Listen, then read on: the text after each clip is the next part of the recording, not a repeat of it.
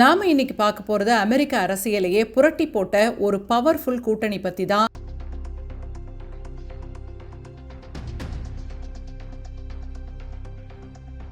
அதுல என்ன விசேஷம்னா, 2 பேர் மேலையும் இப்ப கடுமையான அதிருப்தி ஏற்பட்டு இருக்கு. அவங்க யாருன்னு கேட்டா டொனால்ட் ட்ரம்ப் மற்றும் காஷ் பட்டேல். இன்னைக்கு நம்ம FBI டைரக்டர் காஷ் பட்டேல் பத்தி தான் பார்க்க போறோம். அமெரிக்க அதிபருக்கே ஒரு நெருக்கடி வந்தப்போ ஒரு சாதாரண வக்கீலா இருந்த காஷ் பட்டேல் எப்படி அவருக்கு ஒரு ஷீல்டு மாதிரி நின்னாரு. குறிப்பா ட்ரம்ப் ஒரு பெரிய பிரச்சனையில மாட்ட இருந்தாரு. அந்த சமயத்துல ட்ரம்ப்புக்கு கை கொடுத்தவர் தான் இந்த காஷ் பட்டேல். அந்த ஸ்பெஷல் நட்பு எப்படி ஆரம்பமாச்சுன்னு கேட்டா, 2016ல ட்ரம்ப் ஜெயிச்சப்ப அவரு மேல ஒரு பெரிய குற்றச்சாட்டு வந்துச்சு. ரஷ்யா உதவி பண்ணி தான் ட்ரம்ப் ஜெயிச்சாரு. இதுதான் அந்த புகார். இத விசாரிக்க அமெரிக்காவே ஒரு பக்கம் திரண்டு நிக்குது.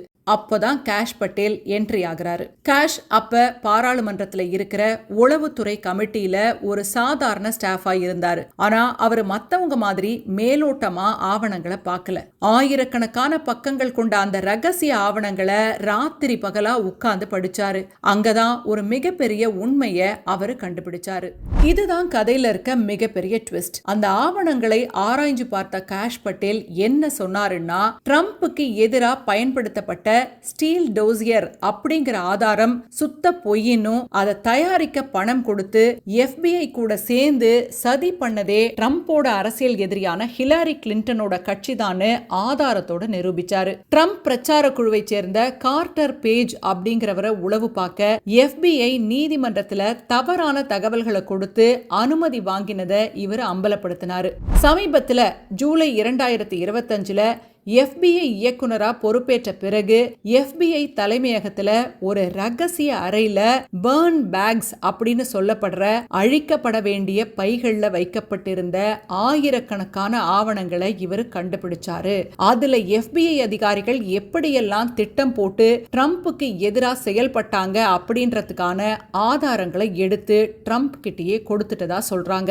ரஷ்யாவோட ஆதரவோட தான் ட்ரம்ப் தேர்தல்ல ஜெயிச்சாரு அப்படின்னு சொல்ற குற்றச்சாட்டை ஆதாரங்களோட காஷ் பட்டேல் கண்டுபிடிச்சதுதான் நூனஸ் மெமோ அப்படின்னு சொல்லுவாங்க. இந்த ஒரு ரிப்போர்ட் ட்ரம்ப்புக்கு மிகப்பெரிய ரிலீஃப் கொடுத்துச்சு. என்னை காப்பாத்த ஒரு ஆள் கிடைச்சிட்டாருன்னு ட்ரம்ப் மனசுல காஷ் பட்டேல் அப்படியே பதிஞ்சிட்டாரு. இதனாலதான் ட்ரம்ப் காஷ் பட்டேலை எப்பவுமே மை கை அப்படின்னு சொல்லுவாரு. ட்ரம்ப் சொல்ற எந்த ஒரு கஷ்டமான வேலையையும் காஷ் பட்டேல் தட்டாம செய்வாரு. இதனாலதான் இவரை தூக்கி பென்டகன்லயும் அதுக்கு பிறகு FBIயோட தலைமை பொறுப்புலையும் ட்ரம்ப் உட்கார வச்சாரு.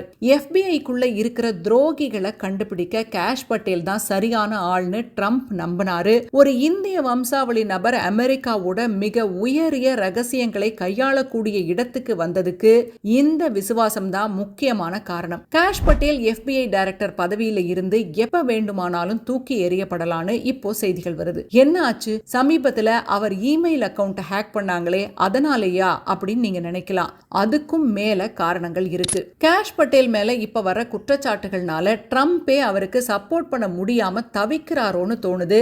நட்பு முக்கியமா, நாட்டோட பாதுகாப்பு முக்கியமா அப்படிங்கிற ஒரு இக்கட்டான சூழல்ல இப்ப ட்ரம்ப் இருக்காரு. காஷ் பட்டேல் டொனால்ட் ட்ரம்போட தீவிரமான விசுவாசி.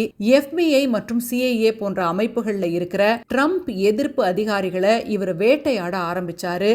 இது அங்க பல வருஷமா வேலை செய்யற சீனியர் அதிகாரிகளுக்கு இவர் மேல பயங்கர கோபத்தை உண்டு பண்ணுச்சு. அடுத்தது பாத்தீங்கன்னா, வழக்கமா FBIக்குள்ள ஒரு அதிகாரி ஒவ்வொரு படியா மேலே ஏறிதான் வர முடியும். ஆனா காஷ் பட்டேல் வெளியில இருந்து திடீர்னு வந்து தலைவரானது பல பேருக்கு பிடிக்கல. அமெரிக்க அரசாங்கத்துக்குள்ளேயே சில ரகசிய கும்பல் வேலை செய்யுதுன்னு ட்ரம்ப் எப்பவுமே நம்புவாரு. அதை ஒழிக்க காஷ் பட்டேல தான் அவர் ஒரு ஆயுதமா பயன்படுத்தினாரு. இதனால அமெரிக்காவோட அதிகார வர்க்கமே காஷ் பட்டேலுக்கு எதிராக இருக்கிறதா சொல்லப்படுது. இதெல்லாம் ஒரு பக்கம் இருக்க, ஈரான் நாட்டு ஹேக்கர்கள் இவரோட பர்சனல் ஜிமெயில் கணக்கை ஹேக் பண்ணி 300க்கும் மேற்பட்ட இமெயில்களை லீக் பண்ணிட்டாங்க. இதுல இவரோட குடும்ப புகைப்படங்கள், மது அருந்தும் படங்கள்னு இவரை ஒரு பொறுப்பற்ற அதிகாரியா காட்ட ஈரான் ஒரு பக்கம் முயற்சி பண்ணுச்சு. இது இவருக்கு பெரிய பின்னடைவா அமைஞ்சிச்சுன்னே சொல்லலாம். இப்போ என்ன நிலைமைன்னா, இவருக்கு ஆதரவா இருந்த வெள்ளை மாளிகையை இப்ப யோசிக்க ஆரம்பிச்சுட்டாங்க. காஷ் பட்டேல் மேல நடத்தை சம்பந்தமான புகார்கள் வரும்பொழுது வெள்ளை மாளிகையாலையும் பதில் சொல்ல முடியல. குறிப்பா வேலையில இருக்கும் போதே மது அருந்துறாரு, முக்கியமான கூட்டங்களை எல்லாம் கட் பண்றாரு அப்படின்னு தி அட்லாண்டிக் இதழ் ஆதாரங்களோட செய்தி வெளியிட்டுச்சு.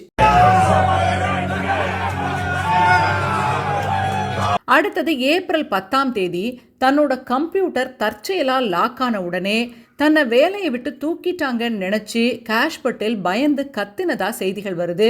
அவர் எந்த அளவுக்கு ஒரு பாதுகாப்பில்லாத உணர்வுல இருக்காருன்றதுக்கு இந்த சம்பவம் தான் சாட்சின்னு FBI பேசிக்கிறாங்க. ஈரான், இஸ்ரேல்னு பல நாடுகள் இவரை ஒரு இலக்கா வச்சிருக்கிறதுனால அமெரிக்காவோட பாதுகாப்புக்கு இவர் ஒரு அச்சுறுத்தலா மாறிடுவாரோ அப்படின்ற ஒரு தோற்றத்தை இப்ப ஏற்படுத்திக்கிட்டு இருக்காங்க. காஷ் பட்டேல் ட்ரம்புக்கு எதிரான சதிகளை முறியடிச்சு தேவையான போது ரகசியங்களை கட்டி காக்கக்கூடிய ஒரு பாதுகாப்பு அரணாதான் இதுவரைக்கும் இருந்தாரு. அவர் இல்லைன்னா ட்ரம்ப் அரசு அதிகாரிகளோட எதிர்ப்பை சமாளிக்க முடியாம பலவீனமடைய வாய்ப்பு இருக்கு. காஷ் பட்டேல் நீக்கப்பட்டா FBI திரும்பவும் சுதந்திரமா செயல்பட்டு ட்ரம்ப் மீதான விசாரணைகளை தீவிரப்படுத்த வாய்ப்பு இருக்கு. ஆனா வெள்ளை மாளிகை செய்தி தொடர்பாளர் கேரலின் லெவிட் என்ன சொல்றாருன்னா, காஷ் பட்டேல் நீக்கப்பட போகிறார் அப்படின்ற செய்திகள் எல்லாம் பொய் அப்படின்னு மறுத்திருக்கிறாங்க. The president does still have confidence in the FBI director and in our law and order team to do what they've been doing so well over the course of the last year and a half. As you know, Kristen, and I wish more people would cover it, the crime rates in this country have completely plummeted. We're at a இதெல்லாம் ஒரு பக்கம் இருக்க, Trump கலந்து கொண்ட கூட்டத்துல துப்பாக்கிச்சூடு சம்பவம் நடந்தது. அமெரிக்கா முழுசும் பரபரப்பா பேசப்பட்டுச்சு இல்லையா?